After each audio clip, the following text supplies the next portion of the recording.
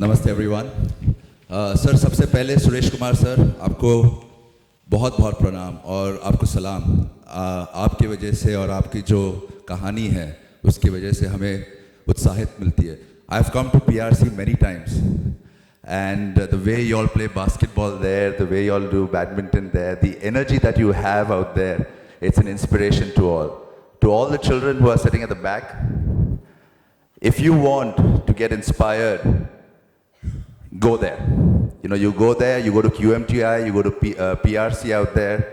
The inspiration that you'll get out there is phenomenal. At no point will you feel sad for them because they are so excited, they are so up there on energy.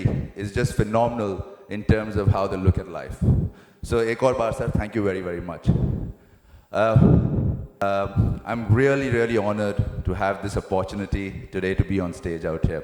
It's, around 30 odd years back, I was in grade 5, I remember this. I was on a similar stage like this. It was Teachers' Day, and I was assigned to say a poetry, to praise the teachers, to say thank you to them. And growing up as a child, I used to stutter, I used to stammer, and going up on stage for that first time was a really, really, really exciting moment for me. I started off well, spent the first verse, the first stanza, saying it perfectly. And then there was a word in that poem which had a double meaning. And the seniors at the back, the grade 9ers, the grade 10ers, started hooting, started shouting. Being a 10-year-old, I just burst into tears and ran off that stage. And luckily for me, my mom was there out there, and she's been an inspiration for me through my life. May Allah bless her soul. She consoled me to actually go back up on stage. And I completed my poem. I got a resounding applause out there. But one thing that I learned that day, and which will kind of always sit with me, is to believe in myself. If she hadn't done that to me that day, I really don't know what would have happened to me whenever I faced an adversity, whenever I faced an obstacle. It would have been very, very different. So, everybody's heard of Einstein. And when you hear the name Einstein, what you hear about and what you think about is intelligence. You think about genius. You think about somebody who's brilliant. I don't know how many of you really know that till the time that Einstein was 9 years old, he could hardly even speak fluently or speak properly. When a teacher asked him a question, he was so nervous about himself and so this about himself that he would slowly mouth the words quietly to himself first and then answer the teacher in a slow voice so that she could hear it out. People around him thought this man would never be a success. They thought he would be a failure. To the extent that his rebellious nature got him expelled out of school. He was even declined admission into the Zurich Polytechnic School out there, which meant that he had obstacle after obstacle in terms of achieving what he really wanted to. But this did not stop it. He continued to experiment, to work on his theories, to believe in himself. And only when one of his theories was published, the theory of relativity was published, did people around him start taking sense of him, start taking note of him, started recognizing him. Even after this theory was published, there were scientists who said, this man knows nothing. He's talking nonsense. He doesn't even have a logical mind and his theories don't make sense. Again, he proved everyone wrong in 1921 when he was bestowed with the Nobel Prize for Physics. The reason I share Einstein's story with you is because we always look at ourselves a lot of times and wonder where we stand, what can we do, how do you do it. These are the challenges that sit in front of me. Can I make something out of it? Close your eyes. Like Akansha said earlier, keep on repeating those words to yourself, believe in yourself, and I promise you that you will find the Einstein within you when you want to. Growing up, so I'm going to intervene my story with story of a few legends, so we get a little bit of perspective out there. I come from a very, very humble background.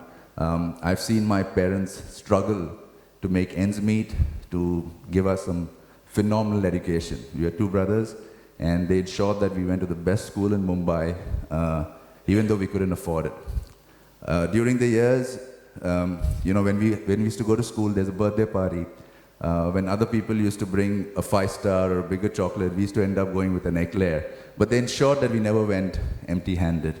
What this did to us is it made us cherish every win. It made us cherish every opportunity that we got. Every scoop of ice cream, every brand new toy, every dinner that we went out on was always remembered, and we valued it. It kind of set in ourselves a sense of value. It also made us feel and understand that to respect and value things that come to you, because there are people who don't even get that. And that's where, they put us a few lessons in our mind, and one of those lessons was, to be like, if you have what you have, ensure you're giving something back in return to somebody else. And that's how both my younger brother and me had a sense of culture of giving back. And challenges kept on coming our way. It kept on coming our way. Every time that I was ready to celebrate a moment of success, we had a tragedy. From losing my parents very early in my life to different tragedies that came our way. And when we were just married and we had gone on an international assignment, we lost all our savings out there, and we came back to start afresh. And that's when I used to say, and Farina and I always talk about it, and I say this is where my adventure began. We started afresh, a young couple with nothing much in our hands, and what we had for ourselves and our belief in ourselves. I started my hospitality career out there. A lot of people actually don't know this. I trained to be an aircraft maintenance engineer who then moved into hospitality and made a career out of hospitality. During the years, I started off at a junior level as an assistant manager, took different opportunities to actually grow up the ranks. When I passed out of hotel school, there was one thing that I told myself, that remember one thing, beta, what you need to do is in 15 years, become general manager. So what I did for myself, I set a 5, I set a 10, and I set a 15.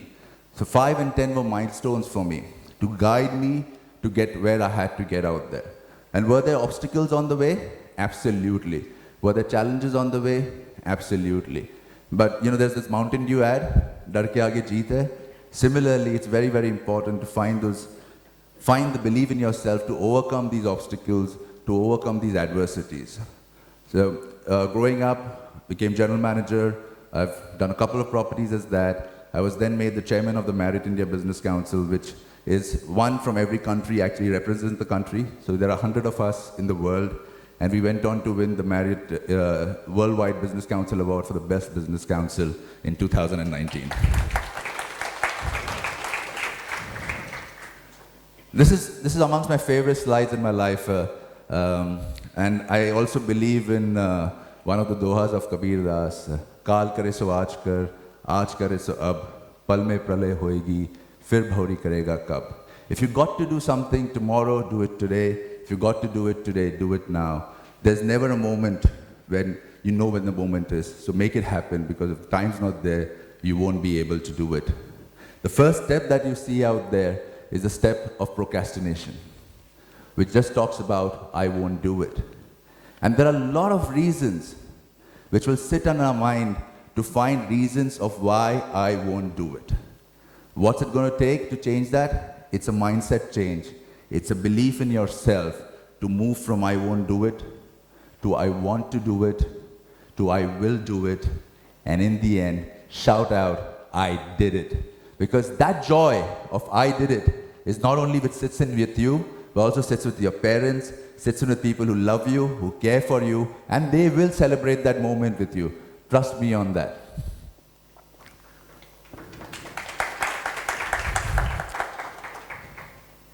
This brings me to the story of Oprah Winfrey.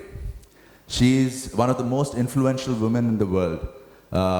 She has net worth over $3 billion.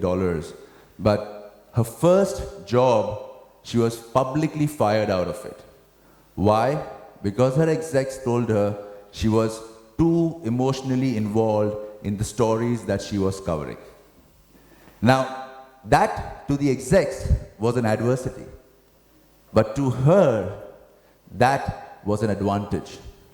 You know, the Oprah Winfrey show, which went on air later, was all about her being emotionally invested in the audience, in the people on stage, understanding their stories and trying to help them through that. And till the time that one is not emotionally invested in that, you really can't go about making a difference.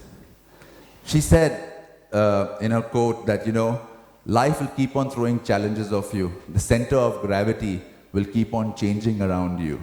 The only thing that you need to do is not fight against it, but change the way you stand.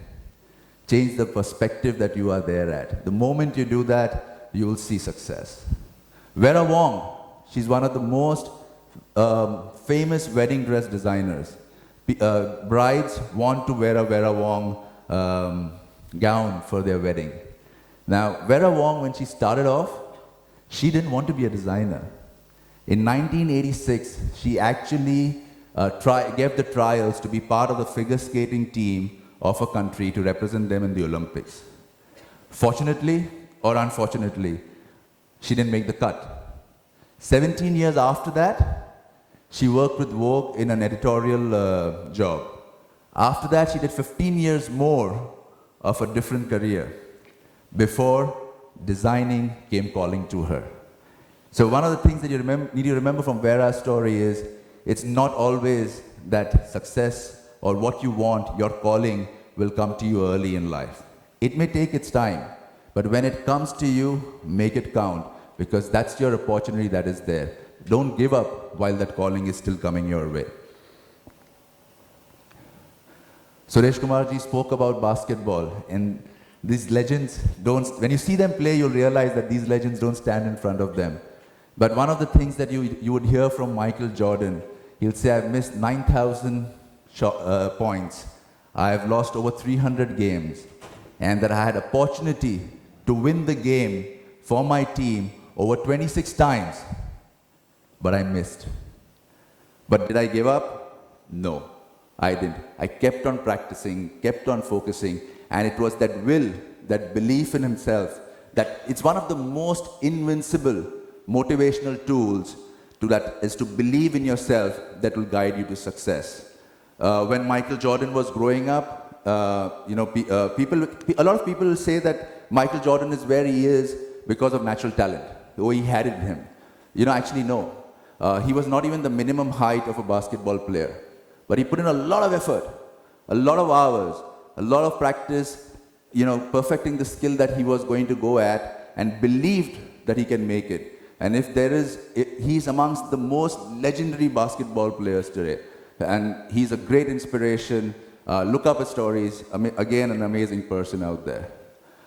There's a game which is extremely close to my heart and to a couple of people in this room, golf. Tiger Woods is one of the legends in the sport. He is one that is known for how great he was.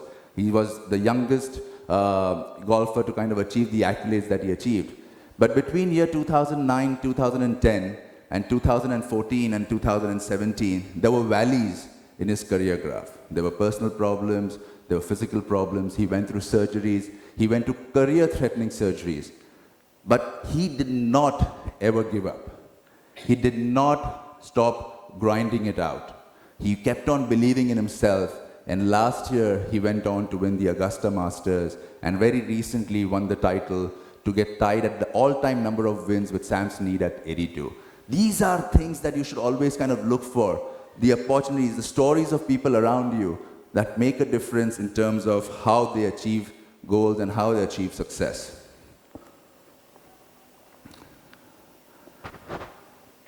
When we are born, we are born with a very, very clean state of mind. A lot of people say, "Bachcha Bhagwan ka roop hota hai." Because why? Because the child is completely innocent. His mind is empty. And as we are growing up, one of the things that we do is we put a lot of clutter in out here. We set preferences, we set prejudices, we get problems, we add stress to it, we make other people's problem our problem. And the mind becomes full. How do we make the mind full to mindful is very, very important. And the way to go about that is to clear the clutter. Enjoy every moment in your life. Look for things that make you happy. You know, a simple thing like sitting with your partner and having a nice cup of hot tea can be a very, very calming effect in you achieving mindfulness. And, you know, Akansha said this a little while earlier, do what makes you happy. I learned to be an aircraft maintenance engineer who went on to become a successful hotelier. And I'm going to take a plunge into education and giving back because I believe that's what's going to make me happy. And if you find that thing of what's going to make you happy, you will always be happy in your life, you'll be successful in your life, and you will find ways of achieving things that you want to achieve. And remember one thing, success is personal. Do not let anybody else define your success. Your success can be you sitting at home and chilling. Your success can be buying a house at the age of 20. Your success can be becoming an owner of your own business at a very young age. So don't let anybody else define it. You know, when my son was born, we had a premature baby, and one of the things that the doctor told us is do not measure his milestones with somebody else. He will have his own successes and enjoy them and have fun with them. So I want you to do one thing for me. Everybody close your eyes for 10 seconds and say to yourself that I am born to do great things. I am the best version of me, that I commit to myself that I will give my best every day. Ladies and gentlemen, boys and girls, my name is Nasir Shaikh. Currently the General Manager of the Westin Pune Koregaon Park and the Business Council Chairman. Namaste and thank you very, very much.